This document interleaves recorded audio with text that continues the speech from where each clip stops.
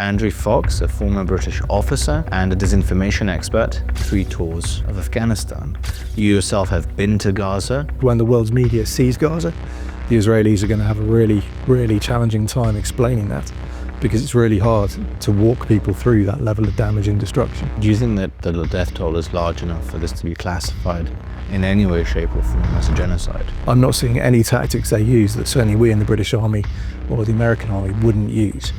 In terms of the mismatch between the two forces, there's nothing in international humanitarian law that says war has to be a fair fight. We found clear proof of people who died of natural causes being on those lists, so there could be as many as 6,000 people on those fatality lists attributed to the IDF who simply died of natural causes. The number of overall people in Gaza has risen since the start of the war. 60,000 mark of babies born in Gaza since the start of the war, which is more than even the number of people that Hamas claim have been killed. So particularly when it comes to genocide, actually if the number of people in Gaza has increased, that very much is not destroying in whole or in part any kind of group in Gaza whatsoever. Andrew, one of the things you've been working on for the last few months is the death toll in Gaza. It's one of the most hotly debated aspects of the Israel-Hamas war. You have done a very in-depth report on all of these reports around the death toll. What are the main findings of this report? It's been an interesting few months digging into these figures, where we've been living daily with thousands of dead civilians. I think it's very important to start by acknowledging that fact, that a number of innocents have died in Gaza. That is one of the features of war, though, unfortunately. When wars occur, women and children and innocents are usually the greatest victim. What we found looking into the Hamas fatality statistics from Gaza, however, is that there is enough data manipulation in there to raise real concerns. So things we found, we can give you examples of people who are listed as being killed by IDF action, who've gone into Israel to receive cancer treatment. We've found people that died in 2014 and 2022. We've also found a real trend of reducing the ages of people on those lists to drag them down from being 18-year-olds to being 17-year-olds and therefore children. And so our key finding is that when you're presented with breakdowns of men, women and children killed, these are almost certainly unreliable. So how many civilians would you say have died in this war so far? It's still a very significant number. And if we take the rough 42,000 that Hamas have listed, 34,000 plus of those are named, and they claim they have bodies for them. Obviously, we have no way to verify that. The IDF claim 17 to 20,000 Hamas militants have been killed in those numbers. And we found a degree of data that actually does support that men, particularly in the 15 to 50 age group, are indeed dying in much greater numbers than women and children and people who are in the elderly or in the infant bracket. My estimate of civilians killed at the moment is still sitting around potentially the 20,000 mark. Somewhere plus or minus 5,000. Do you think that there is enough, that the death toll is large enough for this to be classified in any way, shape or form as a genocide? Perhaps the beginning of a genocide? No, not at all. And there's a number of key reasons for that. First of all is the amount of munition dropped in Gaza. There's almost, I think it's 2 tons for every civilian killed, which either suggests one of two things. Either it's the IDF attempting a genocide and being the least accurate shots in history, or it's that they are following a proper targeting process and hitting targets that are legitimate and proportionate military targets. And the main reason that the civilian death count is so low is that in the areas where the IDF are fighting, there are no civilians, or indeed very few civilians. And that's because the IDF has taken unprecedented measures to evacuate civilians from the area. And critics of Israel can't have it both ways. They can't publish the images of civilians evacuating from these areas and claim that is somehow part of a humanitarian disaster, and then at the same time claim that civilians are dying in genocide level figures. It's one or the other. Of course, humanitarian situation such as we have in Gaza is extremely challenging for those civilians, and we must consider those poor Gazans who are innocent and sat in Al-Mawasi humanitarian camp with their homes destroyed and their personal possessions limited to what they can carry. But that doesn't make it a genocide. There's a lot of talk about proportionality. If you look at social media, critics of Israel will very often say the response is not proportional. What is proportionality as defined in military law? You can't look at the conflict in its entirety and look at the effects of the conflict to make any assessment of proportionality whatsoever. The important thing to note about proportionality is that it has to be assessed on a strike-by-strike, action-by-action basis. And the simple question is this: is the target struck worth the number of civilian or other collateral damage inflicted by that airstrike? So, for example, had they used an airstrike on Sinwar, they could have justified a large amount of munitions. And that's what they were able to do with Mohammed Daif, who was Sinwar's number 2. He was killed in a huge airstrike with a number of 2,000-pound bombs and a bunker-busting bomb used. And there was significant collateral damage in that airstrike. But it was Hamas's number 2. You could justify a huge amount of damage to take out a target of that exceptional military value. If that had been a lone Hamas gunman, you couldn't have justified that whatsoever. And so proportionality, you can't look at the entirety of the conflict. You have to look at each individual airstrike and say, was that justified against the amount of damage it caused? In terms of the reports, what are the main sources that you analyzed when you did this report on the Gaza death toll? What are the sources aside from the Gaza Ministry of Health? So there are two main sources of casualty figures from Gaza. There's the Gaza Ministry of Health and there's the government media office in Gaza. And we've tried to focus on their documentation because actually there's a load of reports and there's loads of people who've looked at these figures and they've produced statistical analyses. Some have said that they think the death toll will be up to 186,000. Some have said it's far lower than that. Actually, that's no real use because they're secondary source. So we've always tried to stick to the primary source where we can. The other main source we've used is the social media of Hamas and Gazans themselves. And through that, we found people who are openly accepted to have been beaten to death by Hamas during the conflict. They're included on the list as having been killed by the IDF. And we found some really interesting stuff pushed out by Hamas on Facebook in earlier wars, where they are exhorting civilians in Gaza not to mention militant deaths, not to mention if one of their loved ones was Hamas, and to keep that as secret as possible. And so when people say in previous conflicts these Hamas lists have been reliable, that's not true either, because there is a clear pattern of Hamas suppressing fighter deaths throughout their recent conflicts with Israel. One of the big scandals at the beginning of the war was the Al-Ahli Hospital, which immediately became a massive social media story, and not just, it actually became a major mainstream media story where the Hamas version of events was immediately taken at face value. I believe there was even a New York Times front page run with that. And it then turned out that it was actually an Islamic Jihad rocket that had misfired. How many of the deaths do you think are actually due to misfired rockets, friendly fire, and Hamas just basically self-regulating and policing the area under their control? It's extremely tricky to say. Hamas make these lists incredibly difficult to interrogate. To start with, they don't declare any cause of death, and that makes verifying it incredibly challenging. They also mix up the lists.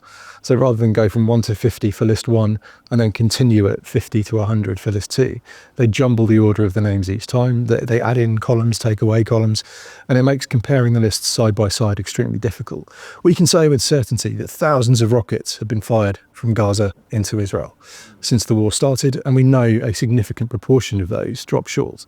Again, we don't have the exact figures of that in a way that we can verify, but these will have almost certainly caused civilian casualties. We also know that the natural death rate before the war was 514 people in Gaza a month died of natural causes.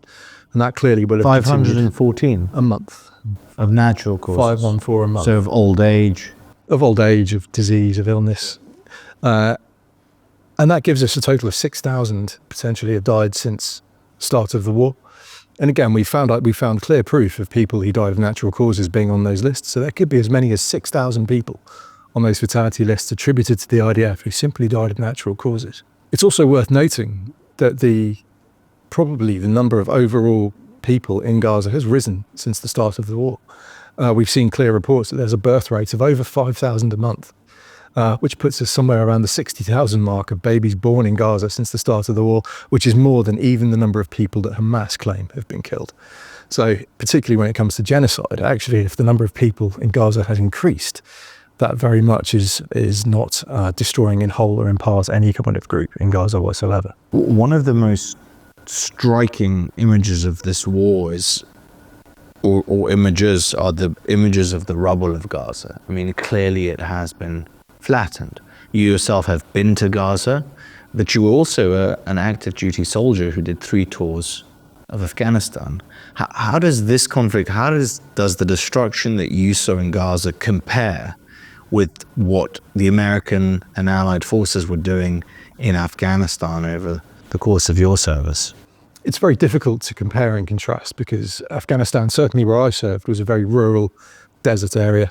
Afghans don't live in tower blocks in the way that we do. It's certainly not down in Helmand anyway. And we certainly fired a number of airstrikes. We'd use 1,000-pound bombs, 500-pound bombs, and we would absolutely level buildings if the tactical situation required us to do that. Now, extrapolate that tendency to use air power to an urban setting, you can see that the devastation is going to be enormous. Couple that with the tunnels in Gaza, where we know almost every building either has a tunnel underneath it or attached to it. You can certainly explain the level of damage that we see in Gaza. But I would agree that it is dreadful. And one thing that really needs to come out at the end of this war is a plan to rebuild Gaza. And I think when the world's media sees Gaza, the Israelis are going to have a really, really challenging time explaining that, because it's really hard to walk people through that level of damage and destruction. So I think the best thing Israel could do is make sure there is a fully swept up reconstruction plan to get Gaza back on its feet, and hopefully in a far healthier condition than before this war started. How much of the destruction in Gaza do you think is actually necessary to root out Hamas? How much of it is truly taking out a building because that building is serving as a base? Surely not every single house in Gaza is a base for Hamas, right? No, wrong. The exact manner in which Hamas fights is from building to building. They use the tunnels as a maneuver corridor. So they'll maneuver down the tunnel underground, they'll pop up, shoot at the IDF, and then disappear again. And of course, that window then to strike those people shooting at the IDF is extremely small. And I'm not seeing any tactics they use that certainly we in the British Army or the American Army wouldn't use. The other factor to consider is these tunnels. Almost every house in certain parts of Gaza has a tunnel attached. And because Hamas have looked at how the IDF operated in Gaza City and in Khan Yunis, certainly in Rafah, they started booby-trapping the tunnel entrances that are in every other house. And quite understandably, rather than risk their engineers and risk their soldiers to try and defuse those bombs, which are remote detonated attached to a camera, they detonate the building instead. So yes, that might seem extremely stark, but it's absolutely what I'd have done were I in their shoes. From your personal combat experience, how difficult is it to differentiate a fighter from a civilian? How easy is it to make a mistake in urban warfare? I know that you fought obviously in Helmand and it was a rural area, but again, when you were fighting the Taliban, the Taliban wasn't in uniforms. This was a militia of sorts, a terror organization, a terror army. How hard was it in combat situations that you yourself have been in to differentiate the two? It can be exceptionally nuanced, and Hamas and the Taliban actually use fairly similar tactics where we talked about the maneuver tunnels and how they'll move around underground, then pop up into a house, or they'll come out into the street, cross the road, where there will be weapons pre-positioned. So until they're about to take a shot at you, they won't be carrying a weapon. And that makes them very hard to target. You have to, what we call PID, positively identify an enemy before you can legally open fire. So you might be divining an offensive intent, or you might be divining an active threat to you. But either way, you need to have something that says, I think that person is an enemy, before you open fire. Now, clearly, if an enemy is in civilian clothing and is moving from house to house with no weapon, that makes deciding who is an enemy and who isn't exceptionally difficult. And it's inevitable that mistakes will happen at that point. I saw it happen in Afghanistan, and I don't know for a fact, but I'm still certain that it happened in Gaza with the IDF, because that is the nature of war. It's chaotic, it's challenging, it's extremely terrifying, and you're making life or death snap-second decisions, and mistakes happen in those kinds of circumstances. Can you tell us about the situation that you yourself saw personally? Yes, I know of a soldier who shot a man carrying a broom. He was a farmer in a field. He was carrying a broom. The soldier saw it, mistook it for a rifle in poor lighting, and shot and killed what we can only assume is an innocent farmer. An absolute tragedy. All we could do was compensate his family financially, but it still meant that we felt pretty dreadful for the next weeks, months, years. Nobody in a moral army, be that the British, the American, or the Israeli, goes to war to kill innocent civilians. That's not why we do it. And when that happens, it stays with you for a long time. Do you think that there's any morality in the fight that Hamas is fighting? I'm not convinced that they've approached this in a moral way, in any way, shape or form. I don't think that you can declare war by going on a rape, torture and murder and mutilation rampage and then claim subsequently that there's anything moral to what you're doing. I think you lose the moral high ground the moment that you start targeting civilians as they did on 7th of October. In terms of the mismatch between the two forces, there's nothing in international humanitarian law that says war has to be a fair fight. And actually it's vastly better for your own side if you do have the mismatch the IDF has. And that was really Hamas's mistake, in the sense that they started a fight with someone who massively outgunned them. And now Israel has been backed into a corner where they had no real choice but to respond. If we think of their options, they could have done nothing, which was clearly not acceptable. They could have done some sort of limited raid where they simply just decapitated what Hamas they could, but that would have been exceptionally difficult because they're all in the tunnels and probably wouldn't have achieved any strategic aims of making Israel more safe. Or they could do what they've done. So they didn't have a huge amount of choice. And Hamas have forced them into that. I think they thought they would be able to get them to stop through international pressure. That didn't work either. And now they are, unfortunately, reaping the whirlwind of their decisions. And poor innocent Gazans are the ones caught in the middle and are the ones suffering the most. Andrew, one of the things that the IDF and the IDF PR machine tries to really highlight is the very low civilian to combatant ratio. From your analysis of these reports on the death tolls, what have you found about the combatant to civilian death ratio? Yeah, our analysis broadly supports that, particularly if the 17 to 20,000 is correct. Even by Hamas's numbers, that's still bouncing around 1-to-1, slightly above that. If we take the civilian deaths by natural causes into account, it's even below 1-to-1. But we can't say any of that decisively. What's really important to note, though, is that this is very similar to the proportionality question. It actually doesn't matter what the ratio is. What matters is how those civilians died. Were they legitimately, legally collateral damage in an airstrike, or were they targeted? Because actually, even if you've got a 1 to 0.5 ratio, if you've deliberately targeted those civilians, it's still illegal. So it's completely irrelevant what the ratio is. So what really matters is that the IDF are following a proper humanitarian law compliance targeting process and rules of engagement on the ground. And from everything I've seen from the time I've spent with the IDF, both in back offices, in brigade and divisional headquarters, and on the ground in Gaza, I'm convinced that they are doing that.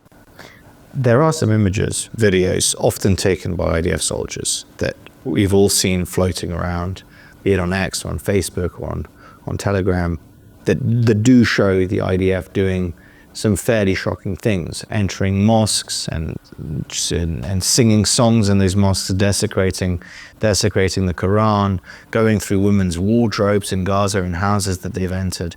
These videos do exist. What do you say to that? Yeah, I've taken a very strong stance against this, and I've criticised them for that repeatedly. First of all, it's immoral and poor disciplined behaviour, and no commander certainly would ever countenance that in their troops if they held discipline or accountability to be important things. I am aware that a number of IDF soldiers have been sacked over this, and where it has crossed the threshold into being a war crime of looting, I know for a fact they are being investigated and charged by the IDF's military advocate general. So whilst these are terrible pieces of behaviour, the IDF is dealing with it in what I consider to be a moral way. It's also incredibly stupid from an OPSEC perspective, because the second you take your phone into a war zone, you become potentially a signals intelligence target. So not only are they acting in an ill-disciplined and morally poor way, they're also putting all their mates and their flanking call signs at risk as well. And that's really, really poor behaviour, and the IDF should be given a strong slap on the wrist for it. Is it the worst thing that's ever happened in war? Absolutely not. Is it something that a proper army would deal with in a very stern and strict way? Then yes, it is. And I really hope that does happen with the IDF. Thank you very much, Andrew. Really appreciate your time. Thank you, Stefan.